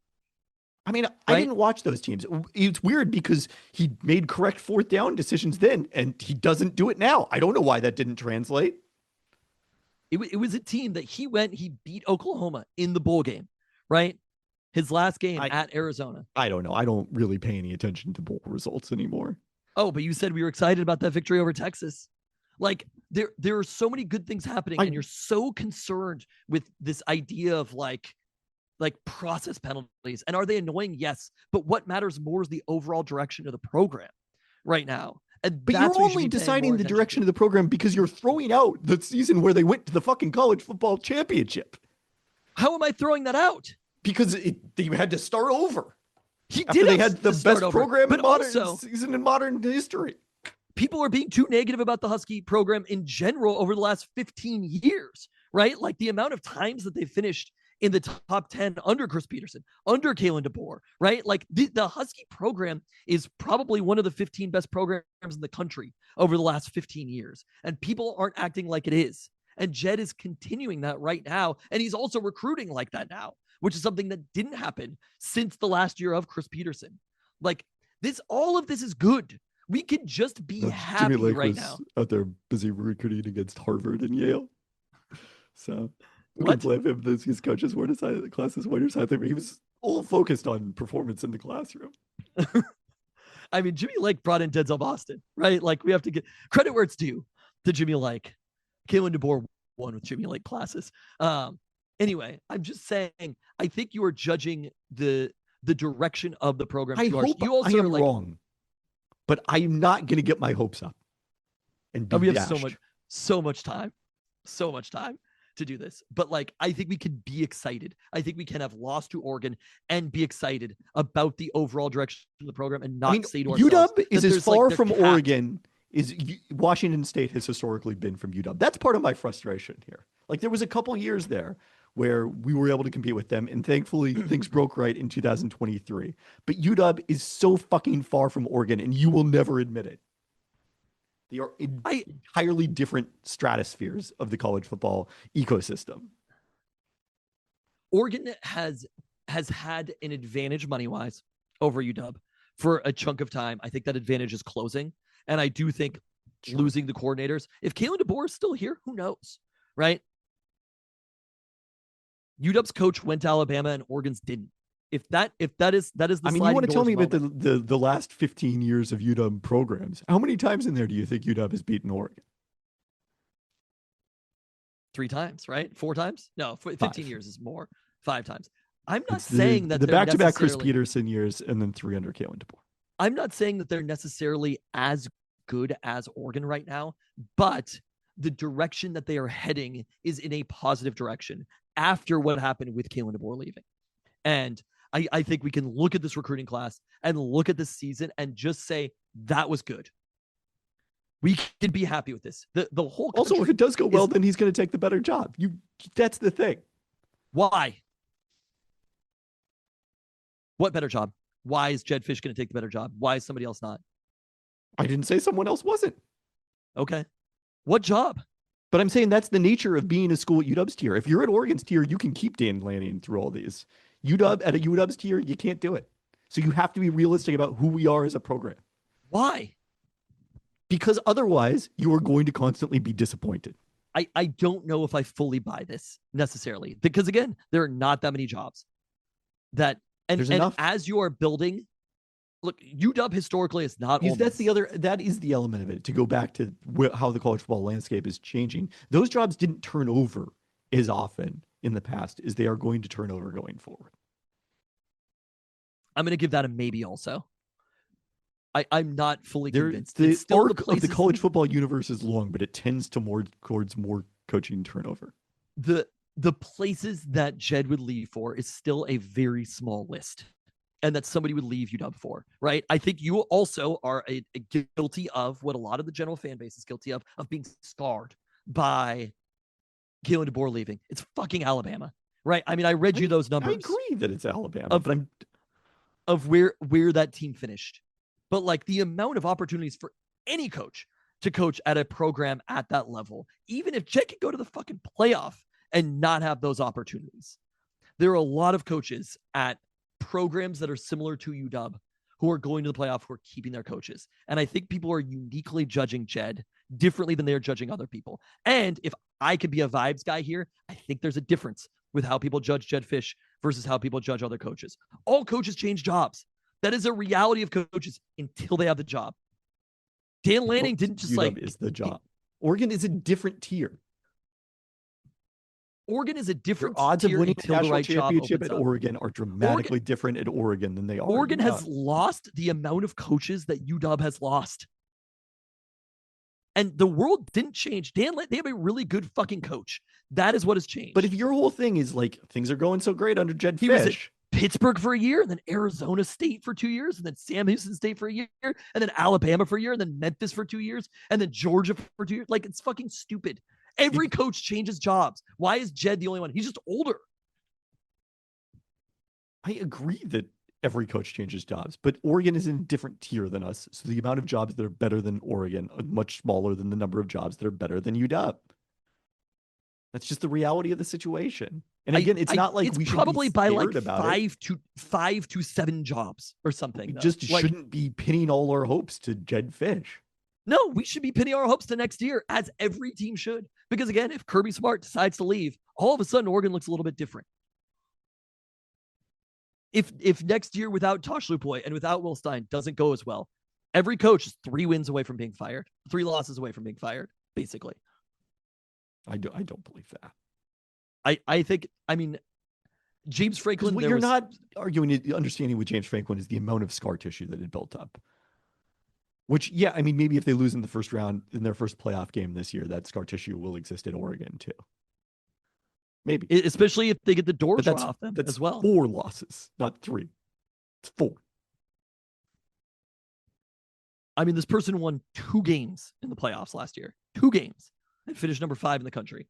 7, 13, 5 back-to-back years. Like, it is, nothing is as safe as it seems, is what I'm telling you. Agree, it was a terrible decision. But I think Anyway. So Blazers games are now airing locally on CW12, so you have them finally on HD. From Portland that we like from Oregon. Exactly. They really didn't do. I was there the last game before the Oregon-Washington game. There was nothing about it. I mean, I've been there like the Friday night before the Civil War, and there used to be a lot of that. And obviously, it's different with there's not a lot of UW fans in the arena, the way that it's more split between Oregon and Oregon State. But that was interesting to me. I don't disagree that people are going to agree with you, but people are always going to agree with something where it's like, this thing hasn't happened yet, because they're not looking at the history of all the other people that it hadn't happened yet. Was Joey McGuire going to have the number 4 team in the country? Absolutely fucking not. I don't know. At no point. He's the coach of Texas Tech. Do you know that Texas Tech is good? No, I really don't care about college football except for UW. I keep trying to tell you this, and you keep not understanding it. Well, he is the number 5 team by FBI right now. Great for him. Yeah. I wish him all the best of success. It's just like this idea that, like, I mean, I do think the playoff does change coaches' willingness to change jobs during a playoff season. So maybe that will cause more promotion to come from the group of 5. That's a plausible argument to me. All right, time for the roundup, starting with the Kraken, who suffered a reality check homestand. Pun intended, I guess there. They lost both games, including a 4-0 loss Saturday to Edmonton opposite the Oregon game, the team's second shutout in the past 3 games. I was curious, like, hey, how long had it been since they got shut out? And the answer was 2 games. They will face the Oilers again Thursday in Edmonton before coming back home for a 3-game homestand starting Saturday against the Detroit Red Wings. Kraken got back winger Jared McCann from the injured list, but lost leading scorer Jaden Schwartz for approximately 6 weeks with a lower body injury suffered on Wednesday. All right, quick Sounders update. Argentine reporter Cesar Luis Merlo reported that he said Sounders midfielder Danny Leyva is headed to Liga MX's side Necaxa. Sounder at Heart confirmed agreement on a contract with no word yet on a potential transfer fee. This is interesting because it's at a spot defensive midfield where the Sounders were expecting to, potentially have some hits this offseason. Leaving they've already lost to Joao Paulo, so I guess that's the important thing there. And then the question becomes what happens with Obed Vargas and a possible transfer entering the final season of his contract. But if apparently there's some rumblings that Vargas might try to play out his contract and be able to leave on a free transfer, which would mean the Sounders would be more covered in defensive midfield next year, but only have Snyder Brunell behind him. UW legend, honorary Husky legend. I have no idea who we're talking about. He's related to Mark Brunell. Oh, okay. Women's basketball. We're counting last names. So women's basketball went 3-0 on their holiday homestand without much difficulty. The biggest story was the return of El Ladine on Friday after she missed the first 6 games of the season due to an as yet undisclosed injury. Isladine entered the starting lineup Monday. Hannah Steins went out after being helped to the locker room the game before and playing with a knee brace per Chasing Seattle Sports. Steins played just 4 minutes on Monday. Well, Ladine did leave that game with an apparent foot injury, but it was with the win well in hand, so really don't know, what her status will be going forward. In happier news, Savia Sellers dominated that game against San Jose State with 29 points in 30 minutes on 9 of 16 shooting, including 5 3-pointers. Avery Howell added 17, and Bryn McGahee had 15 off the bench. The Huskies could definitely use to be at full strength Sunday as they travel to LA for their lone pre-Christmas conference game at number 16 USC. Trojans are without Juju Watkins, who's sitting out this season following her ACL tear in the NCAA tournament. But both star freshman Jazzy Davidson is leading the team with 16.3 points per game, 6.7 rebounds per game, and 4.0 assists per game. The Portland area native isn't shooting particularly well from the outside yet, but really filling out the box score, somehow averaging 2.3 blocks per game from the perimeter as well. It's been a slow start for USC's top returning scorer, sophomore Kennedy Smith, who's shooting just 32% in a featured role. Garfield product Malia Samuels starting for the first time in her career in a low volume role. USC 5-2 with losses by 17 to South Carolina and by 2 at Notre Dame, a game the Trojans led much of the way. So this will be an interesting one. Teams fairly similar in the rankings now. Huskies up to number 21 in the AP poll, but certainly will be underdogs going on the road to the Galen Center to take on USC. UW men's basketball, shamefully, was not able to claim an Acrisure crowd last week. Thursday on Thanksgiving. A long week in Husky basketball, or in Husky sports. First we had the game against Oregon, then we had this fight, and then I've got some process concerns about the Danny Sprinkle era as well. I mean, I'm right there with you. I do not feel the same way about Husky basketball that I feel the way about Husky football. I mean, there was proof of concept of this year's roster, minus Hannah Steinbach, who was unable to play due to that ankle injury in the 2 games. Against Nevada on Thursday, Wesley Yates III made 11 free throws and 4 threes. Zoom Diallo made 8 free throws. 4 starters scored double figures. Huskies won by 17 to set up a matchup with former Pac-12 made Colorado for the Acrisure Holiday Classic Championship. They went down 11-2 to start. We're down 17 at halftime. Then used a 13-1 run to tie the game at 52, but were outscored 26-9 over the next 11 minutes. Did you see any of this one? Or were you? Yeah, I had it on kind of in the second half, but it was out of hand by the time I was really dialed in. Weirdly poor finishing. They shot 31% inside the arc. They sent Colorado to the free throw line 32 times, including 14 for freshman 6-man Isaiah Johnson. Diallo, after that nice game the night before, played just 18 minutes, or the afternoon before, shooting 1 of 8 from the field. And Yates was in foul trouble much of the game, had 9 points and 5 turnovers. I hate this team and I hate the sport. I mean, they actually didn't. That's how I'm feeling so far. They didn't end up shooting that poorly from 3 after I think they really struggled in the first half. Kimari Peterson got it going in that comeback. It was more that Colorado shot the ball really well from 3 that was painful, but still a discouraging performance against a Colorado team that was not rated very highly by Ken Pom. The Huskies moved up. Let me get off the Oregon page here. They moved up 7 spots on Thursday, then dropped 12 spots with that loss on Friday, down to 58 in the country now in Ken Pom. And here we go with conference play. Starting Wednesday as the Huskies host UCLA, a team they have lost their last 9 matchups to head-to-head, last winning February 2nd, 2019. I don't think Mick Cronin wasn't even there at that point yet. That was still an Elford team. That was his final season as head coach in Westwood. This could be an opportunity UCLA has yet to beat a team ranked in the top 240 in Ken Pom. They've only played two of them. They're 5-0 against lesser foes, including a close win over Eastern Washington. They lost to Arizona by 4 at the Intuit Dome and by 8 to Cal at the Chase Center last Tuesday. So if we can move this to an NBA arena, we're in good shape. They did play that game against the Bears without last season's leading scorer Tyler Bilodeau due to a knee injury. The LA Times reported he's expected to return Wednesday, meaning the Bruins will likely roll out a monster front line with 3 players 6'8" or taller. So it would be a great time to have Hannes Steinbach back in the lineup. Feels like that's a decent chance after he was able to warm up down in Palm Desert for the Acrisure Holiday Classic. New Mexico transfer Donovan Dent, a big reason that UCLA has struggled. He's shooting 41% on twos, 1 of 11 beyond the arc, a very different level of play than certainly the Bruins were expecting coming into this season. So Ken Pom gives the Huskies a 49% chance, as this basically is a coin flip with home court 50-50. Yeah. I think 30%. What? I think 30%. They're not even in the same tier as UCLA.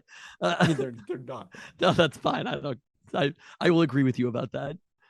You just don't understand. There are certain lines that I am not willing to cross. Where it's like I will hold on to. Look, the hater is always right or just needs to wait. And so it's like I will just hang on to this until I have reached the wait point for everything. For Danny Sprinkle? For all things. If you maintain the same perspective forever, you will eventually be right. I suppose that's true, I guess. Yeah. Huskies did go to the college football playoff championship game. Saturday, the Huskies are headed down to LA the day before the women's team to take on USC and their other December non-conference or conference matchup.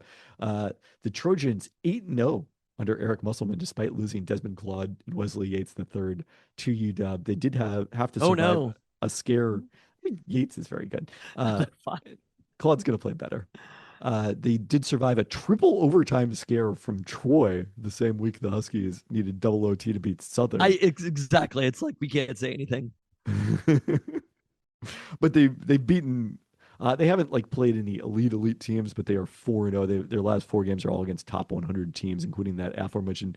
They're 2-0 so far against the Pac-12. They beat Arizona State at in the Maui Invitational to win the championship. Against the former Pac-12.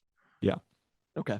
Yeah, not the current Pac-12. They beat Seton Hall and Boise State in their first 2 matchups in Maui. So that's one more Pac-12 win. Yes, if we're looking at it the way. Number 18 thus far in offense in the country. They added Chad Baker-Mazzara from Auburn. He has been quite good for them, shooting 37% from 3. Rodney Rice has not played the last couple of games as transfer from Maryland. Is this you doing it on the fly? This is me doing it on the fly. Oh, wow. Okay. To overcome that. Wow, it's really compelling stuff. It doesn't sound like you just reading things. I'm discovering with you. Jacob Kofi is the Seattle native who transferred to USC from Virginia. He's shooting 57% on twos.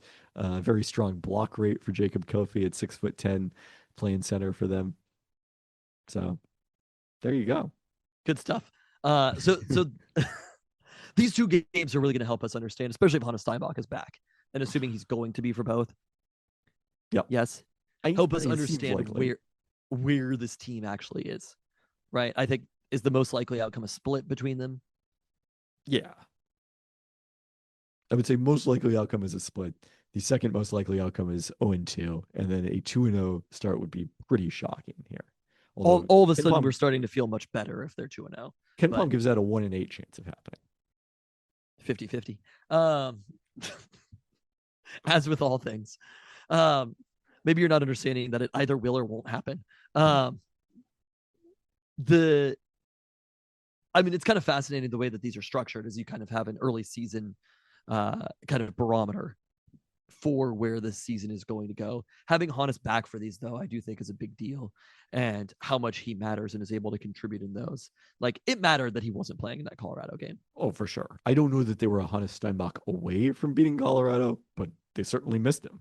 It was a little bit of a run of play game as well, though. I don't know if I necessarily think Colorado's not necessarily a more talented team it was just the game kind of got out of hand for them and they fought back. But one of those situations where the energy it takes to fight back, you sort of just lose it at some point. But I not winning the Acrisure Holiday Classic is what it was called. Yes. You have to just say that the season's a failure overall. I agree. I think we just start from that perspective of if they don't take home an Acrisure tournament preseason, then it's hard for the season, no matter what happens after this, to be a success. Well, I mean, next year, by definition, is going to be a failure because the Huskies are headed to Maui next year. Oh, really? Yeah. For the Acrisure Maui Invitational? I don't know if they will rename it by then. They have not as yet. You can't rule it out. That's fun. Good teams don't go to Maui anymore, though. Next year's field isn't bad. It's definitely we have no idea who'll be playing for any of the teams, so it's hard to judge. Obviously true, but again, you need to know. All you need to know is like who the teams are. Maui Classic. I always want to call it the Maui Invitational, but that is a wildly different tournament. Is it? Or no, maybe it is the Maui Invitational. Oh, I guess it is the Maui Invitational. Let's see here. Do we have a 2026 bracket? All right, I'll keep searching for it if you want to. Okay, so we want to go to this Husky football section on here, right? Okay, Arizona is going to be there. BYU, who's, we'll see who they have next year, but has a huge NIL budget at this point. Clemson. Not anymore. What do you mean? Because of Kalani Stockton? Yeah, it's gone now. I think Ryan Smith's budget might be different. Clemson, Colorado State, Ole Miss, Providence, VCU are the other teams there. Okay, fair enough. Yeah. So it's not quite like when UW played Carolina and Kentucky back-to-back games. Was that it? Michigan State was. Oh, you're right. Virginia. Virginia was the first game. Yeah, Michigan State and Kentucky. Then Kentucky. Yeah, I don't think Carolina was there. Yeah, not that blue bloods anymore in Maui. Yeah. So, well, they will continue to soldier on this season despite the loss of the Acrisure Holiday Classic. We have now reached I guess the UW football section was just the Audric Harris news that he is the first Husky reportedly planning to submit a notification of transfer. I won't talk anymore about the Huskies. It's fine. Thank you. All right. It really is funny where I'm like, I actually think the season ending is allowing me to pay more attention to the Seahawks, where I don't know what happened. I think that Kalen DeBoer also broke my mind, which at some point over the last 5 years or something, Husky football became like the sport that I care about the most by such a massive amount. And then like the Mariners somehow ended up like, I don't know what transpired, but the Mariners ended up pretty high in there. And then the Seahawks are like, it's one of those situations where it's like college basketball where you have to wait for the NFL season to be over for you to start caring. I do think my interest in the NFL increased after Saturday's game. Okay. Well, get excited for the first game you'll really pay attention to this season. I've been at all of them. I've watched almost every second of all of them. I'm joking. Except for that Tennessee game where I was like, you know what? I'm actually good. The Seahawks headed to Atlanta to take on the Falcons, and not Michael Penix Jr., alas. Falcons 4-8 have only beaten New Orleans since their fast forward through some of those bold predictions that I made about both JJ McCarthy and Michael Penix Jr. Wait, there was a JJ McCarthy bold prediction? Oh, I'm pretty sure there was. Oh, I can't wait. It's a twofer. It's a twofer. It's going to be that time of year. I know. I need to fill out my top 10 songs of 2025. You know what I was listening to the other day? Block Party. Geese. Oh, hello. You did it? Yeah. You have to listen to the Cameron Winter record now, too. It's #1 song on Pitchfork. Lots of hard luck for Atlanta. They have 4 losses by 3 points or fewer and another in overtime. Actually, have the second best point differential in the NFC South at -33. But which might say more about the NFC South than it does with the Atlanta Falcons. That's fair. That's fair. But the upshot of this is that the Los Angeles Rams are looking at a possible top 10 pick. The Falcons pick currently tied with 2 other teams for 9th. Yep. Rams are tied not even in the NFC. same tier as a team. No. Penix was solid this year in his first year as a full-time starter, 17th in adjusted EPA per play, sinks to 24th in the composite because of his low CPOE. But Kirk Cousins is 9 spots lower when we reduce the qualifying number of plays to get him in It's there. hard to understand because he was so bad every single time I watched him.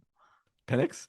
Yeah, there was never a moment where I was like, yeah, I'm feeling good about this one. Like, It's true.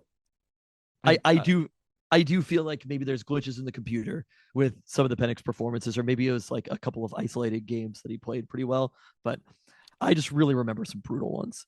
I mean, the 20 of 26 for 313 yards, 2 touchdowns against the Commanders, doing a lot of work here. And then the opener, no, not the opener. This was his most recent game before he was injured against Carolina, 13 of 16 for 175 yards. Did they crush Carolina, or did they get beat badly in that game? They ended up losing in overtime because their defense could not stop Carolina. I love they the were- Panthers. they They're were like my up- favorite team. I do. I legitimately just really, really like the Carolina Panthers. I don't know if this is exactly when Penix went down, but they were 21-10 at halftime, and then outscored 17-6 in the second half, 20-6, including OT. Okay, so how's Kirk Cousins been so far? Completing 64% of passes in his 3 starts, but for just 9.9 yards per completion as compared to Penix's 11.9. So not threatening the defense in the same way.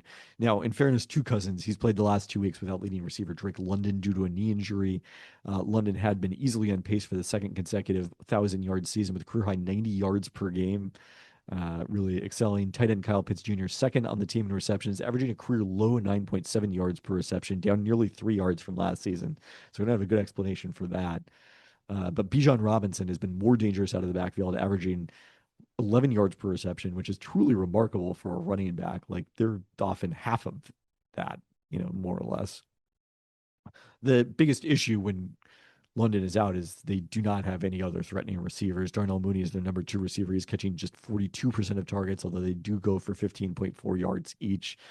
Particularly, so if London doesn't play, this feels like the passing attack that the Seahawks are well equipped to shut down in the secondary. Bijan Robinson also averaging a career high 5.1 yards per carry, though his success rate's down a little bit from last season. He's 5 yards away from his second consecutive 1,000-yard season on the ground, and only Christian McCaffrey has more combined yards from scrimmage than Bijan Robinson this season. Tyler Algier has not been particularly effective after a pretty strong 2024. Defensively, the Falcons much better against the pass than the run. They have seemed to redouble their efforts on the ground after giving 323 rushing yards to Jonathan Taylor and the Colts in that overtime loss. Though that may have opened them up to Bryce Young's 419 yards the following week, which was when Penix got injured. Falcons are number 3 in the NFL in sack rate. They have 4 players with at least 4.5, including rookie James Pierce Jr. taken with the Rams pick. So they're getting some production from him. It's very Derek Queen-esque, I would say. I just can't even believe. Like, the Derek Queen one is worse, but this Obviously. Also, Atlanta up, Atlanta down. Even Steven. Oh, basketball? Is that? Yeah, because the Hawks have the Queen pick. Oh, okay. All right, fair enough. Pelicans have the worst record in the NBA. This is not a very good team. I don't know if that's exactly true. I think there are some redeeming qualities of the Falcons. Yeah. They also just lost to the Jets. That is an accurate statement. So they're not a very good team with Kirk Cousins as quarterback, and maybe also with Michael Penix as quarterback. But there is some talent on this Falcons team overall. Like, I just think the Cousins offense is so uniquely poorly suited for the Seahawks defense to just take advantage of that.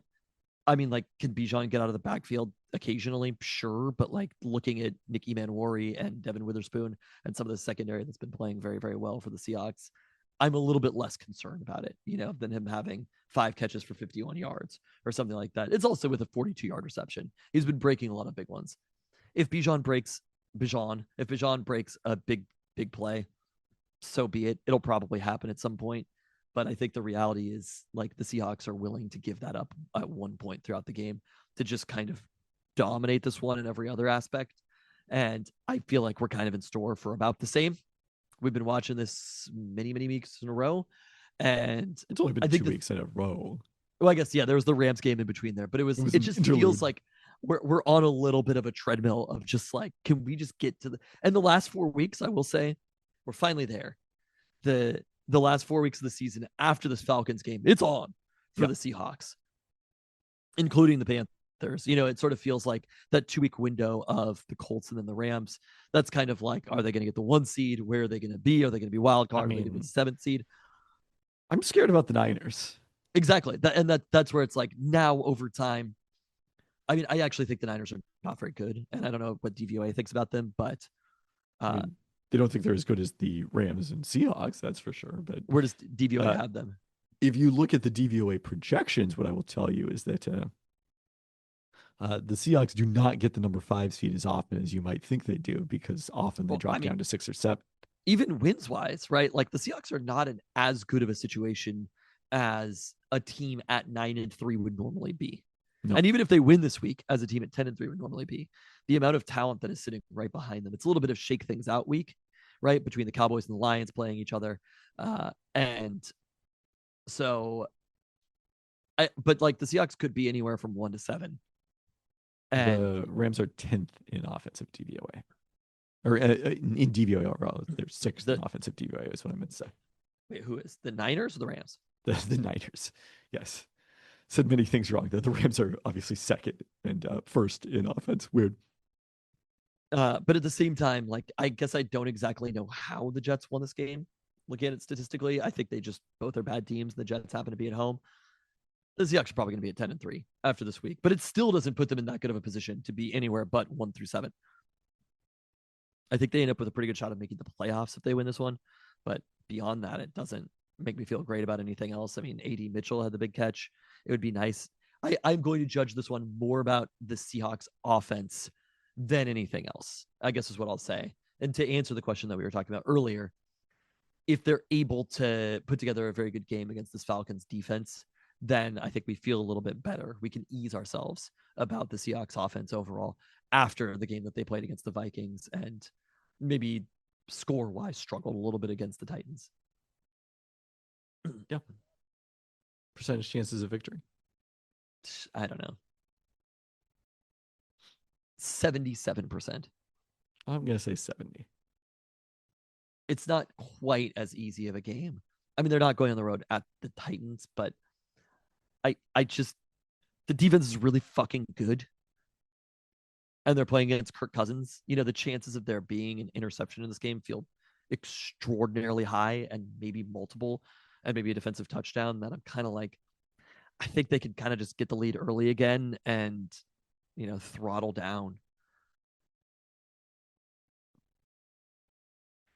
All right, before we go this week, we're remembering Sonics legend Eldon Campbell, who unfortunately passed away at age 57. Campbell played, obviously most famously in the NBA for the Lakers, is a native of Inglewood who got to play at the Forum, but did spend 15 games with the Sonics in 2003 after being part of a deadline trade from the New Orleans Hornets. So farewell, Eldon Campbell. On that note, thanks for listening. Thanks. Now to fight about the Huskies more? No. Do you remember anything about the Eldon Campbell run? I'm trying to remember. Were you working with the team at the time? I was working with the team at the time. Yeah, that was an intern. Well, so the trade they made for him, it was the same day that they made the Gary Payton trade. Oh, they made another trade? It didn't get a lot of attention. Because I think they took on more salary from the Bucks in that trades. They had to, or maybe this was beforehand. I guess this would have happened either way. They were in the luxury tax, and they traded Kenny Anderson for Eldon Campbell to get out of the luxury tax. Wow, I barely remember the Kenny Anderson era on the Sonics too. I mean, I barely remember the Kenny Anderson era in Seattle. But yeah, it was one of those like, yeah, we know you're not going to stay here. This is just strictly a cap-related move. And then he went to Detroit and actually played a decent role the next year for the Detroit team that won the championship, right? That was 2004. How did the Sonics end up with Kenny Anderson? Out of the Vin Baker trade. Trading away Vin Baker. Yeah. They ended up with Kenny Anderson and Vitaly Potapenko. Oh, wow. It is funny that Joe Forte. of all these, well, yeah, Joe Forte also had some moments that is Vitali ended up being kind of like the most memorable of all the players. Yes, definitely like strictly a cap throw in, although I guess, that whole trade you could say was cap throw-ins from the Sonics perspective. That's a fascinating one. They traded Kenny Anderson for Elton Campbell. Yeah. How were they that year? That was the year that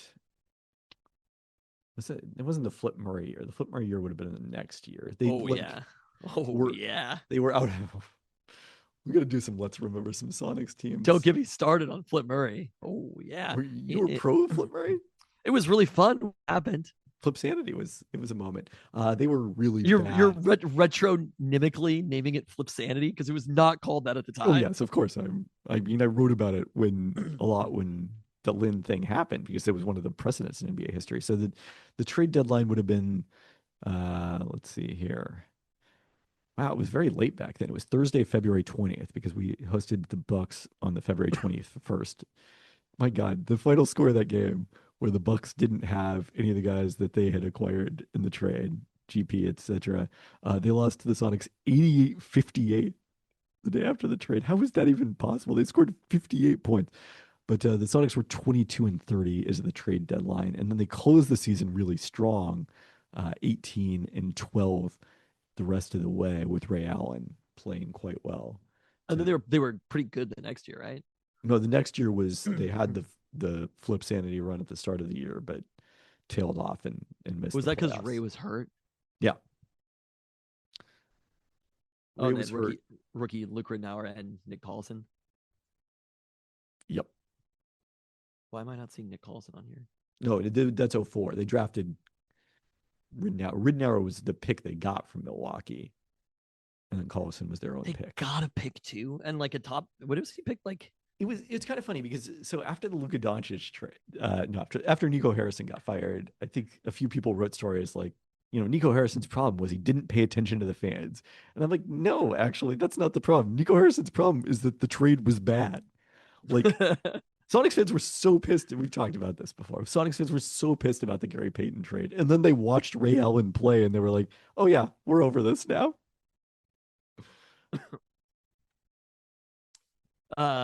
Yeah, I agree that was the problem with the trade. Is that the trade was bad? It often is. I thought you were gonna say something like people were saying that people are underrating how bad the Gary Payton trade was for the Bucks in terms of worst trades of all time. I mean, it is true. Yes, if you look back on it, the Sonics got like a starting backcourt out of a guy who played 2 months in Milwaukee, and then Desmond Mason, unfortunately, was not a major contributor to the Bucks going forward. We still liked him. Sorry, the famous cousin Katie. I know that happened more in baseball, but like the Mariners, they kind of won. They didn't win the Griffey trade, but like the Randy Johnson trade was a similar trade, right? Yeah, people were so furious about it because we never heard of any of the guys, and then Freddie Garcia and Carlos Guillen are starters for a playoff team. I mean, yeah, Freddie Garcia is like one of the best pitchers in Mariners history. So what I recommend is if you're going to make an unpopular trade, it better be a good trade. Make it be a good one. Yeah. Yeah. No, you have to know better than the fans, not listen to the fans, but you have to know better. You have to be smarter than the fans. And I think Nico Harrison probably thought he was. That's one of the problems. The goal wasn't to make a bad trade. No, that was not the goal. Unless you believe the conspiracy theories, and I don't. I think Nico Harrison just made the world's greatest heat check of all time. It turns out he wasn't hot. I mean, that was the thing. There was like a Simmons mailbag where he was like, he'd just come off the Kyrie trade that everybody was like, this was a bad trade. And then PJ Washington and Daniel Gafford, there was a whole thing during the 2024 playoffs in that year's run, how badly I had graded all of those trades. And Nico Harrison was like, I'm going to make the all-time. I'm going to get the worst grade possible from ESPN's Kevin Pelton and then prove him wrong. There was a thing on the Kaylene's been watching the I don't know though. AD had a nice game against Denver last night, so there's still time. Oh, well, that changes everything. Nice game against Denver. They beat the Nuggets. That's a good win. Right. Yeah. Gonzaga's own Ryan Nembhard had a key role in that one. The Lakers got a player who's averaging 36 points a game and is in his prime, and the Mavericks got a pretty good game against Denver. Have you watched Chad Powers? No. I heard it was bad. I was skeptical, but Grace wanted to watch it, and we did, and I enjoyed it tremendously. So, speaking as a company man, I recommend it.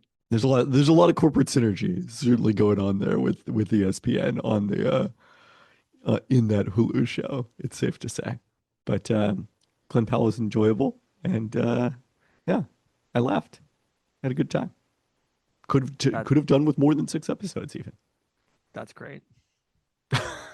Wow. Well, thanks for really yes ending that. But Keely's been watching the Ken Burns Baseball? Revolutionary War. No, Revolutionary War, as everybody is, right? I honestly, it's one of those things where I'm like, the fucking revolution, and I'm like, oh my god, this is so interesting. But I honestly, like, I wanted when to the camera pans in on the photo, they still do that.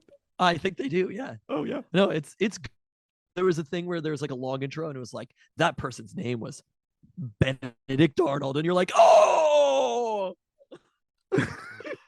it really felt like that. It was such I a like the drop. idea of you watching the show, just going like That's really event or like a really comedy how show it or something. feels. Wow. Yeah. But he was talking about, I think this was Washington. Oh, Ken Burns did it again. Honestly, Ken Burns is really old, I imagine, right? Like, considering you know how many years Ken Burns has been doing this shit. I remember being like a pretty small kid. Yeah. I mean, Ken Burns baseball was like 94, 95. He's I like guess 72. He was fairly young when he was doing those things. Yeah. Okay, I had to glance through Ken Burns' Wikipedia. It was to only make his sure second he was thing. okay. Oh my God. Because it's 2025. He's a documentarian. I feel like documentarians are usually in pretty good shape. Yeah, no, I agree. Yeah, I mean, he busted out of the scene with baseball, right? I mean, he'd done some Anyway. other stuff, but I mean, the Civil War, he busted out of the scene actually with. That was in 1990. The Civil War, and he worked his way. Because Keelan was telling me Worked about his it, way I was backwards. like, Yeah. finally, somebody's covered the Revolutionary War. It's He like was 37. uncharted territory. He was 37 when the Civil War came out. It's like 30 for 30 on Michael Jordan or something. Like, I mean, I don't know if you're aware of this. they did the baseball one, yes. No, they ran a very famous documentary about Michael Jordan and the Chicago Bulls. I understand, but I know I get it. But like the idea that it's like finally 2025, somebody is tackling the Revolutionary War. It's how I felt. But then I was watching and I was like, actually, I'm an idiot. I'm wrong. Because I'm willing to admit when I'm wrong. But they were talking about sometimes, occasionally, or I'm just gonna wait until I'm right. Did you know that he's won 2 Emmys, and one of them was for Ken Burns baseball? I mean, everybody knows Ken Burns baseball, right? Like that is, except for anybody under the age of 40.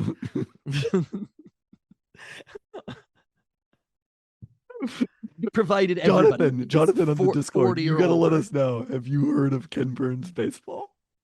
But so they were talking about. I'm pretty sure this was George Washington. I don't remember exactly. I was only half paying attention, but about how he'd like not died in all of these different wars, and he was like, "I'm on a mission from God." That's all I can conclude in the situation. And we were thinking about it, and somebody was like, "A lot of people thought that, and then some of them died." It's very true. And so the person who's on the mission from God is the one who just didn't die, right? Like, because many people thought that everybody's on a mission for God until they're dead. Is that your analogy for Jed Fish haters? Because they're gonna die too. All of us are. Well, it's the Wyatt Earp effect. Are you not familiar with this? What is the Wyatt Earp effect? That like someone had to survive all the duels just by mathematical random chance. Oh yeah, no, yeah, somebody was going to. Yeah. I mean, it sort of reminds me of Jed, where it's like eventually, like Jed might win or he might not. But by definition, it will only be one of those two. George Washington was either going to die or he wasn't, and he didn't. So he was able to believe. I mean, I have a different perspective about this that I won't talk about because it's about religion. But like the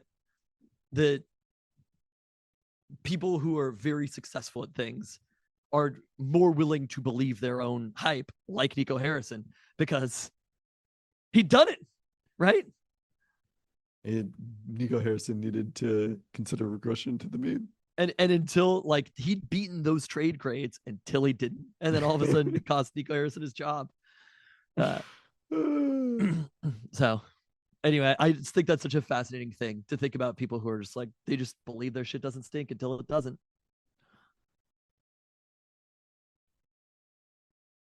I mean, the names on Ken Burns, like, look at this, right? Kenneth Branagh, Josh Brolin, Claire Danes, Jeff Daniels, Keith David. Oh, wow. Oh, yeah. No, Keith David is the one we all get pretty excited about. Paul Giamatti, Ethan and Maya Hawke, Samuel L. Jackson, Joe Keery. Come on. Have you ever thought about whether Paul Giamatti's name should be pronounced Giamatti? Like, why don't No. you pronounce the I in there? Literally not once. Okay. Mandy Patinkin. I had a call with a fashion casting agent named Pierre Giorgio this week in Paris, France. And I was like, I'm going to be as European as I can be. Oh, right? no. And I'm like, he's Italian. I'm Italian. And it turns out maybe we're not the same amount of Italian. Oh, no. What tipped you off? No, it was a good call. It was a good call. I just thought that was funny where I was like, I'm Tristan Garcino. What an Italian name. I was like, we'll have much in common, me and Pierre Giorgio from Paris, France. I could have named one of my children Pierre Giorgio. It's anybody. And he could have been born and raised in Italy and work in fashion in Paris. Those are the similarities between us. All right. Well,